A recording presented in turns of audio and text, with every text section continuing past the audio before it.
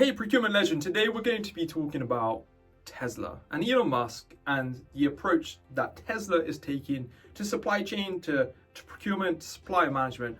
I genuinely think that Tesla is doing stuff that, well, one, that people kind of wish they were doing with regards to their supply chain, and they're just doing things completely differently. And I don't come at this from like a fanboy angle. I don't have a Tesla or anything like that. I do have a Starlink, which gives me a little bit of fanboyish ism for SpaceX, which at SpaceX, they're also doing amazing things. But this is all about Tesla, and I actually picked up a bunch of stuff from this book here. It's Elon Musk by Ashlee Vance. Ashlee is a journalist, and she followed him around for a whole bunch of time, spoke with him, engaged with him, questioned him, and then put together this book. And I'm also reading the Elon Musk book by Isaacson.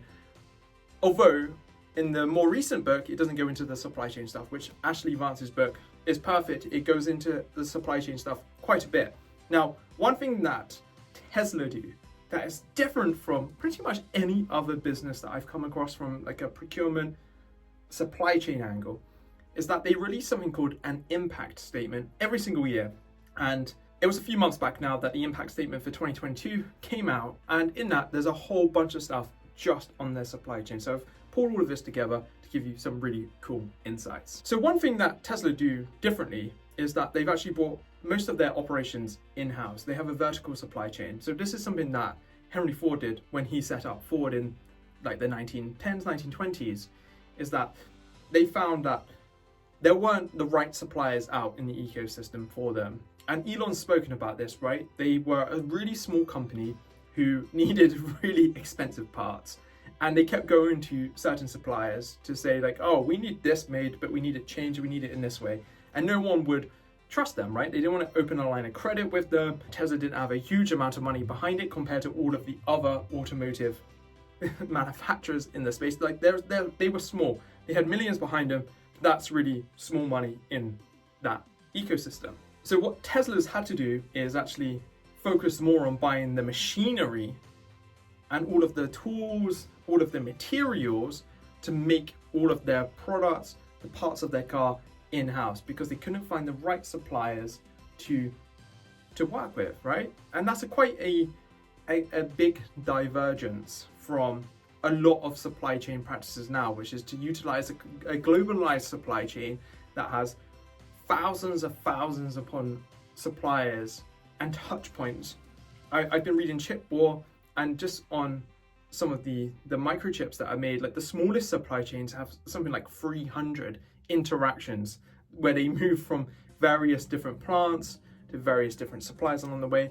But some supply chains have tens of thousands of different touch points for every component that's made as we try to get efficiency out of our supply chain, right? And Tesla's kind of bucked the trend there. They do everything in-house, or as much as possible in-house, to avoid having a fragile supply chain, because a globalized supply chain is fragile. It does give a lot of benefits, but we saw during COVID that as soon as one factory shuts down, perhaps in China, then the rest of your supply chain is impacted. So we're going to dive into Tesla's supply chain strategy now. It's clear from the impact statement that Tesla has a really big focus on working with their suppliers, so really strong supplier policies and ways of working. And it doesn't, I was kind of hoping it would show us like what those policies are. They don't seemingly share that by the impact statement, but it's clear that from the top down, the bottom up, that everyone at Tesla has this approach that their suppliers are really going to help them. They're going to work really closely with them. And one thing that I found incredibly insightful was that Tesla doesn't just take responsibility and ownership of its tier one suppliers, right? This is the supplier that it works with, that is contracted with. Its supplier then has multiple other suppliers, right? That's typically how a supply chain works. Your supplier has multiple suppliers, and each one of those suppliers has multiple suppliers, and you get this really weird, wonderful spider diagram of your supply chain. Now, Tesla takes ownership further down in that supply chain tiering. They work with tier two suppliers, very hands-on. And that's incredibly different. Most procurement and supply chain teams that I've worked with in the past barely understand their tier one suppliers. So just hearing that they're that advanced means that they have to have serious investment in their procurement and supply chain team. So it's incredible. Tesla takes sustainability incredibly serious, of course, because Tesla isn't just a car business, it's a solar company, and fundamentally its mission is to change the way people use energy. It isn't just to get people driving electric cars, that's part of a wider strategy. So in their impact statement, they do mention how they work with over 800 different suppliers to focus on their responsible sourcing. And once again, leagues ahead of anyone else. They have a dedicated way of working with their suppliers to ensure that they are sourcing in a responsible way, whilst also having their hands in their tier 1, tier 2, and who knows where else within their supply chain. It's quite an incredible undertaking. And I think they show that, of course, they've got a huge team. I'm not suggesting that people with procurement teams that have 2 to 4 people in, which is quite normal in a lot of the areas I've worked in, can do this. But it just shows that when you have the investment in a procurement supply chain team, it lets you really go out and do all of these initiatives. And as part of their sustainability journey within their supply chain, they actually 3 times the amount of audits they were doing to check on greenhouse gases, emissions, things like that within the supply chain. So it's not just that they're working with people to source better, it's not that they have a really good policy around how they interact on a sustainability level with their suppliers.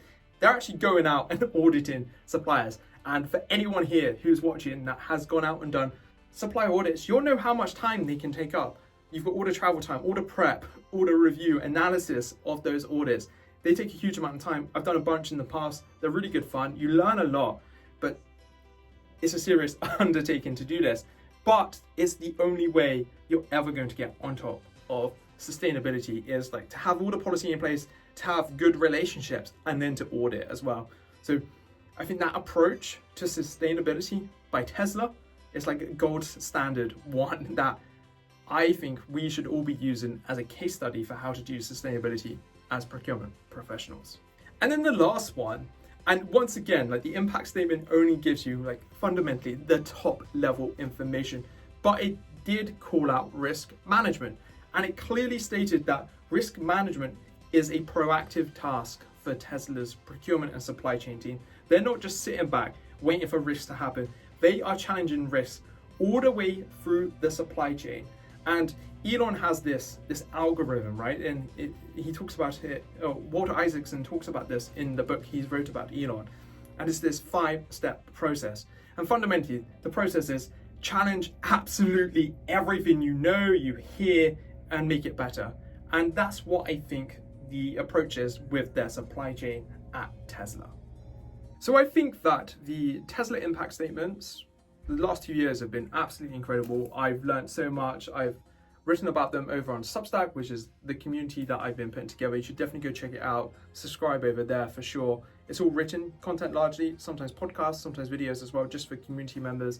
Check it out, link in the description.